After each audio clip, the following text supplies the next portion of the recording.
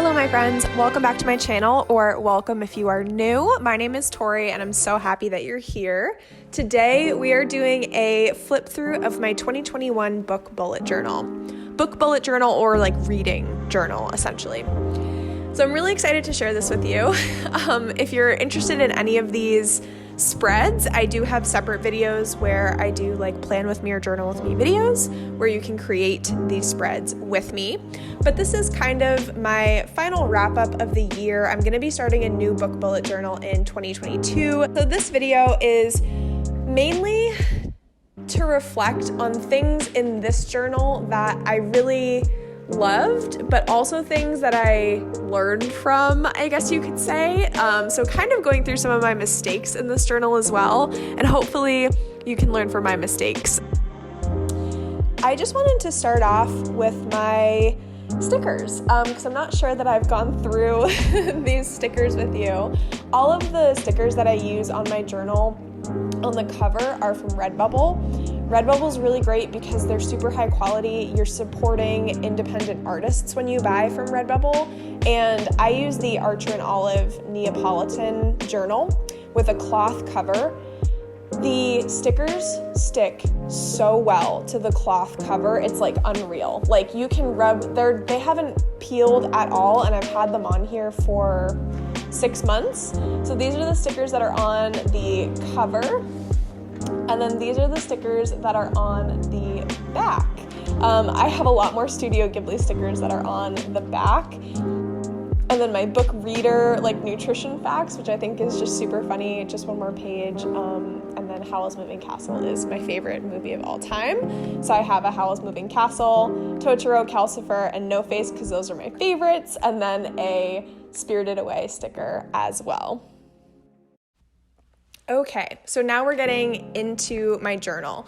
So like I said, I have videos where I do these spreads with you guys. So I'm not gonna get super into the spreads themselves per se, but I'm gonna kind of walk through the things that I learned and the things that I liked about this journal. So I started this book bullet journal in June. So that's why you'll see that my first spread starts in June. And one of the first things that I learned when I was doing this planner, or kind of learned as I filled out this book bullet journal, was all of the blank space. So you'll see on some of these spreads, like I just made things really, really big because I had so much space to fill. And in my next journal, I would just like to... Actually, I got a little bit smaller of a journal so that there's just not as much space to fill. Like there's so much empty space on some of these pages, and that was something that just kind of bothered me.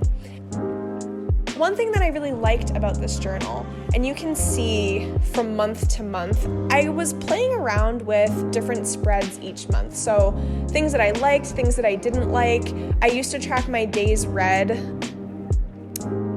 during the month for physical and audiobooks. It ended up this tracker, if you will, this type of tracker, just wasn't my favorite. So I ended up getting rid of it in my spreads that are later on throughout this journal.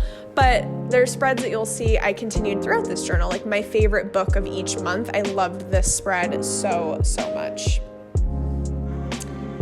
And then I did readathon spreads. So this was one thing that I really liked about this journal. This was the Merlin readathon. I liked having spreads that were specifically dedicated to the readathons that I was participating in. I just thought it made them that much more fun. Another thing that I learned about this journal was my monthly stats pages. So these just weren't my favorite throughout the year of 2021. I never got this page to how I really liked it. And so I played around with a lot of different styles of that monthly stats page, and I just never found anything that I really, really loved to track. So that's one thing that in my journal for 2022, I'm changing to having it be a much more like annual stats page and like a cumulative stats page, and not doing stats for each month, because total books, audiobooks, and total pages, I never listen to a lot of audiobooks. So here I have 2. In some months I just spelled out 0 because like I didn't listen to any of them, and I just didn't love this page. But something that I really loved, like absolutely loved about this journal, was this Neapolitan aspect. So you can see for my September pages, they were black, and then also my magical readathon spreads were black, which I loved. Like, it really helped me play around with different mediums to see, okay, for my black pages, what's going to show up the best on these pages? For me, it was my paint pens. So my Archer and Olive acrylograph paint pens I love to use, and like my white jelly roll pens, I loved using those so much. Then you had the regular white pages. So this is my October spread, and you can see it's just the white pages. And I kept it pretty neutral on here, but they really popped off the page, and I just really enjoyed playing around with all of the different page colors.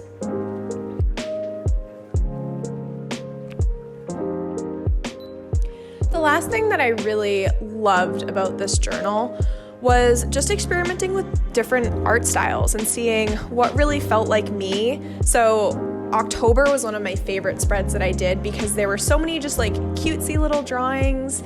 I love doing the line work with just white paper with black ink. I just loved that. I feel like it really pops off the page. Like the pumpkins are some of my absolute favorites in this entire journal.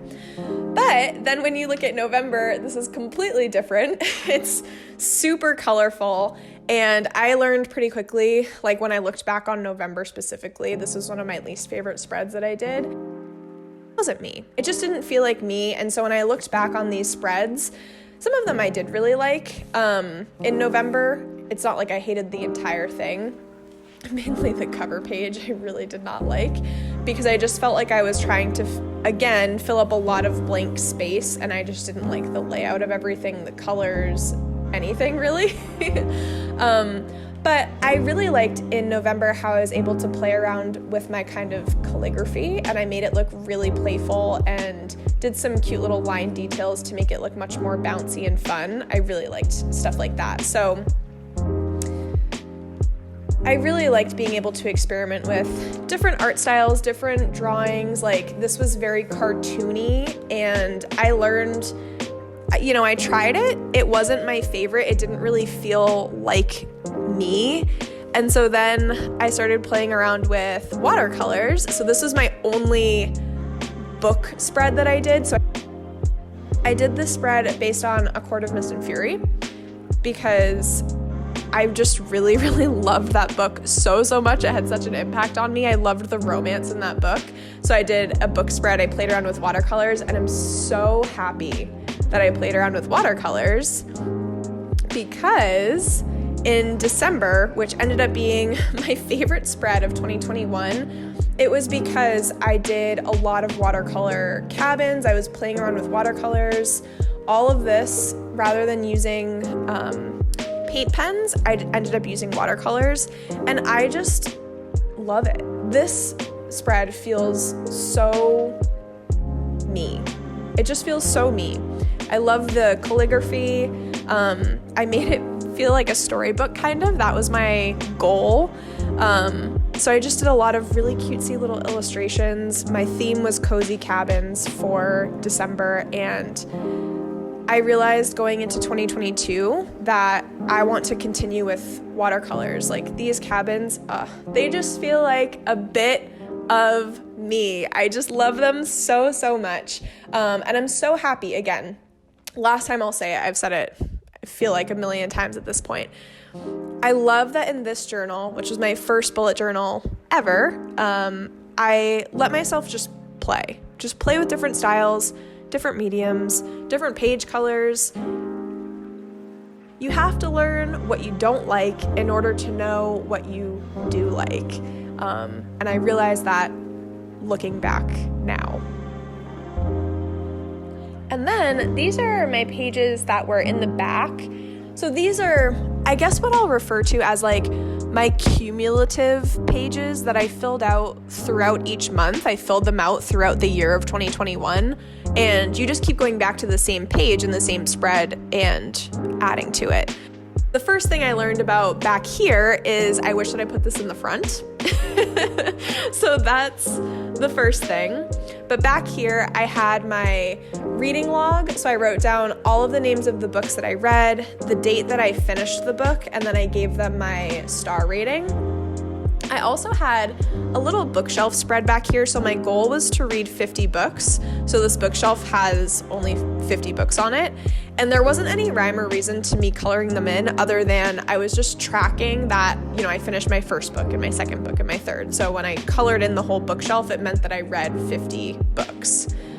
I read over 100 books in 2021. So I was pretty upset that I just didn't give myself more books, another bookshelf to go over my goal in case that did happen. So learn from my mistake. Give yourself more room than you think you need, because otherwise, I used this spread for maybe the first 2 months of this reading journal, not 2 months, 3 months, 4 months, then I couldn't use it anymore, which was pretty disappointing. So give yourself more room. And that also happened with my reading log. So I left 3 pages for my reading log. I had a separate one for audiobooks.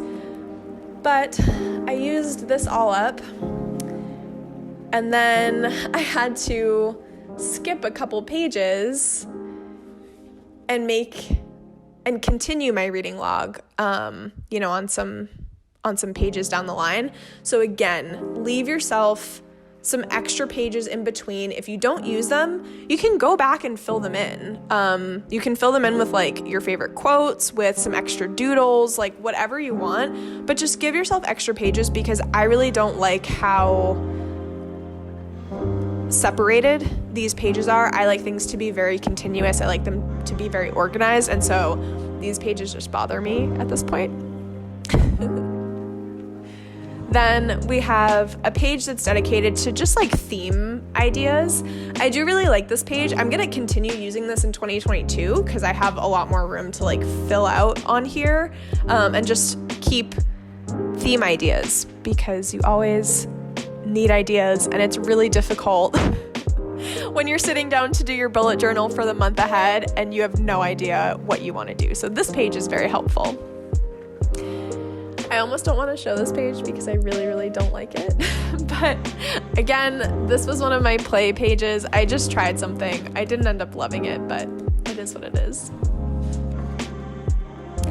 And then these were my only 2 pages that I did as my annual wrap-up pages for 2021. So I gave myself my top 5 favorite books, which were The Chosen and the Beautiful by Nevo, A Dowry of Blood by S.T. Gibson, Mexican Gothic by Silvia Moreno Garcia, The 10,000 Doors of January by Alex E.